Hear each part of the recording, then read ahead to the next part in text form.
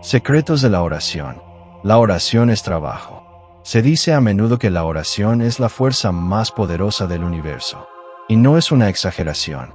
Puede demostrarse que es así.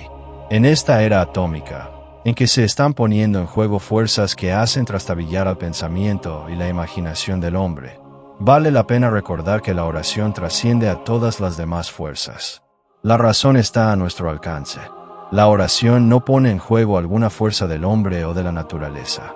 La oración pone en juego la riqueza y el poder inconmensurable del Dios Todopoderoso. Clama a mí, dice por medio del profeta Jeremías, y yo te responderé, y te enseñaré cosas grandes y ocultas que tú no conoces. Ahí está. Y yo te enseñaré cosas grandes y ocultas. Es la voz de Dios. Es el soberano, creador y sostenedor omnipotente de 100 millones de universos. Así hablan los astrónomos hoy de la creación que nos da aquí su palabra. En verdad, Él dice que, si tú quieres orar, Él hará. Él, para quien nada es imposible, que habló y surgieron los mundos sin número, compromete su palabra santísima e inmutable, en el sentido de que, si nosotros queremos buscar su rostro por medio de la oración, Él hará cosas grandes y poderosas como jamás ha imaginado la mente del ser humano. Se comprende que las cosas grandes y maravillosas que promete hacer el Señor del cielo y de la tierra, son aquellas que contribuyen al bienestar de los hijos de los hombres. El Señor está interesado en la redención de la humanidad. Para conseguirla, se ha jugado todo lo que tiene, por decirlo así. No escatimó a su propio Hijo, sino que lo dio por todos nosotros. Dio lo que para Él vale más que 1.000.000 de mundos. El propósito supremo de Dios tiene como meta la felicidad eterna de los hijos de los hombres. Por eso es que se dio Él mismo en la persona de su Hijo unigénito, el amado del Padre, para que, muriendo con dolor y vergüenza infinitos en la cruz infamante, destruyera para siempre el pecado, el monstruo que esclaviza, el enemigo del bienestar y de la felicidad del hombre. Dios hará cosas grandes y maravillosas en contestación a las oraciones de sus hijos, para que Cristo, el Redentor, sea entronizado en el corazón de los hombres, y sea establecido su reino. El hecho de que Dios se haya limitado a sí mismo, en un sentido real, a realizar las obras grandes y poderosas que Él desea hacer para el bienestar del hombre en respuesta a las oraciones de su pueblo, debería resultar un alacien maravilloso para todos los cristianos a que se den cuenta de la tremenda responsabilidad que les incumbe. Hablando claramente, si no queremos orar, Dios no puede hacer. Se nos dice que Jesús, nuestro Señor, no pudo realizar en Nazaret, la ciudad donde se crió, las obras poderosas de amor y sanidad que estaba dispuesto a llevar a cabo, y que ello se debió a la incredulidad de la gente. La incredulidad y la falta de oración brotan de la misma raíz. Así como la incredulidad ató las manos del Salvador, la falta de oración ata las manos de Dios. Es posible que uno de los misterios profundos de la teología sea precisamente porque la falta de oración por parte del hombre pudiera limitar las cosas grandes y poderosas que Dios quiere efectuar para el bienestar y la gloria del hombre. Pero ahí está. Si hay algo a lo cual la Biblia da testimonio elocuente, es a este hecho, y la Biblia ha sido llamada el libro de texto de la oración. Si en ella hay enseñanza que se destaca como escrita con letras de fuego, es que, si Dios ha de efectuar obras grandes y maravillosas en los asuntos de los hombres y las naciones, llevando adelante el sublime propósito de redención, entonces los hombres deben orar. Deben elevar su voz al trono de la gracia en súplica fervorosa y sincera adoración. Deben orar como Abraham, orar como Jacob, orar como Moisés, orar como Isaías y los profetas, sí, orar como Jesús nuestro Señor y sus apóstoles. No queremos restar importancia a otras formas de servicio para establecer el reino de Dios. Pero tenemos que admitir que la oración está en primera línea, porque las armas de nuestra milicia no son carnales, sino poderosas en Dios. Para que todas las formas de servicio cristianos sean realmente fructíferas, tienen que estar sostenidas por la oración. El hombre puede hacer cosas buenas y beneficiar a sus semejantes sin la oración, pero los fines de Dios, donde están escondidos el bien y la felicidad eterna del hombre, no pueden ser alcanzados de esa manera. La vida de nuestro Señor es un ejemplo vivo de ello. Como hombre, no hizo nada sin oración. No inició nada sin esperar en su Padre en espíritu de oración. Por eso sentó un principio invariable cuando dijo: no puede el Hijo hacer nada por sí mismo, sino lo que ve hacer al Padre.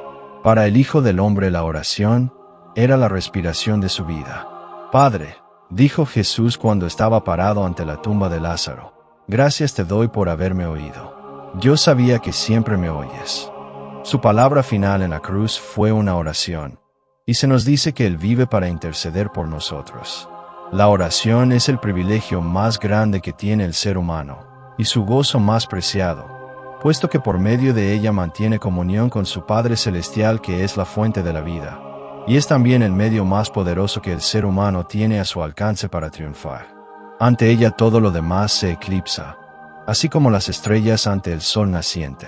Todo lo demás deja al hombre empantanado en el barro y en el caos de sus propios esfuerzos, que nunca han resultado ser más que un callejón sin salida.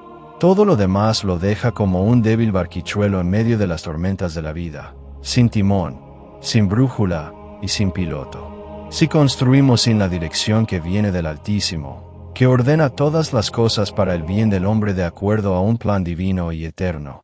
Y aquí aparece la definición más elevada de la oración, mediante la cual escuchamos a Dios y recibimos fuerza para obedecer. Nuestros trabajos finalmente quedarán en la nada, por brillantes que sean.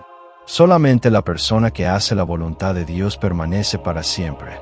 La oración, en su forma más genuina y en su expresión más profunda y valedera, consigue que las horas y esfuerzos del pequeño día del hombre se fundan armoniosamente con el gran molde y los propósitos del Padre de las Luces, dando de esa manera gloria y permanencia a los éxitos humanos que, de otra manera, serían insignificantes.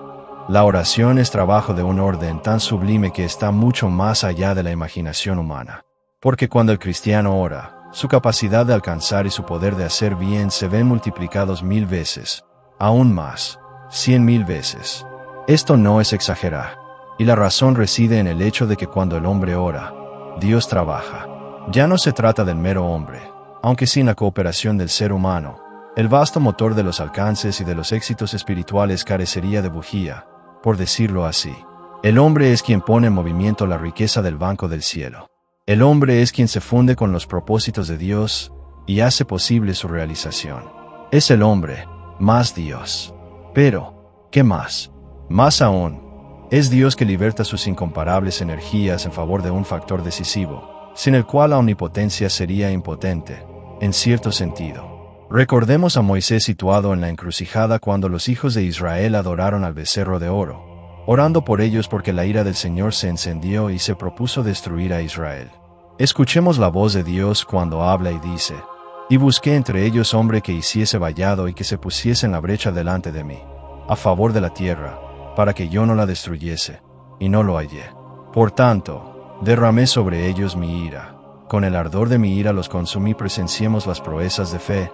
Uno podría abrir el libro de los Salmos, casi al azar, y encontrar pasajes como este: «Fueron afligidos los insensatos, a causa del camino de su rebelión y a causa de sus maldades. Su alma abominó todo alimento, y llegaron hasta las puertas de la muerte. Pero clamaron a Jehová en su angustia, y los libró de sus aflicciones. Envió su palabra, y los sanó, y los libró de su ruina. Alaben la misericordia de Jehová, y sus maravillas para con los hijos de los hombres». El poder de la oración aparece claramente en las palabras: «Si se humillare mi pueblo, sobre el cual mi nombre es invocado, y oraren, y buscaren mi rostro, y se convirtieren de sus malos caminos, entonces yo oiré desde los cielos, y perdonaré sus pecados, y sanaré su tierra». Además, cuando el ser humano ora, ya no se encuentra encerrado dentro del círculo de una actividad meramente humana. La pequeña esfera de acción dentro de la cual trata de hacer el bien para bendecir a las almas entenebrecidas y necesitadas de la liberación redentora y del Evangelio de Cristo llega a ensancharse y ser tan vasta como la vida de las naciones. Cuando predica, puede bendecir a una congregación de creyentes, si es que es un heraldo de las buenas nuevas del amor de Dios. Pero cuando ora, su capacidad para bendecir no tiene límites.